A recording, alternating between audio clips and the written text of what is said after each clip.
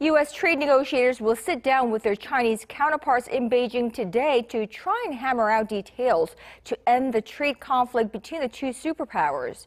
The high-level talks will be followed by more discussions on May 8th as negotiators seem to be entering their final stages. Seung-jae reports. The trade war between the world's biggest economic powerhouses seems to be reaching its endgame as U.S. Trade Representative Robert Lighthizer and Treasury Secretary Mnuchin are back in Beijing for more high-level talks. The two countries say they've made progress on issues including intellectual property and forced technology transfer, which may ultimately end a conflict marred by tit-for-tat tariffs that have cost the two sides billions of dollars, disrupted supply chains, and shaken financial markets around the world.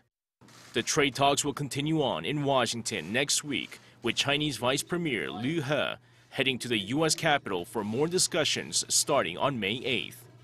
The scheduled talks are a further indication that the U.S. and China are inching closer to a deal.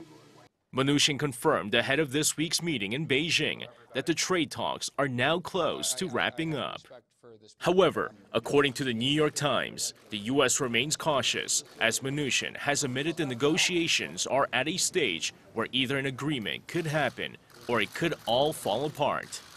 The report added, Mnuchin did not want to say if the talks would conclude by the end of June, but did signal that both countries have the desire to thrash out a deal. Trade advisors in China appear more confident an agreement can be reached, saying both sides need it politically, who is seen in China as being eager to clinch a deal before the 2020 U.S. presidential election. Seung-jae, Arirang News.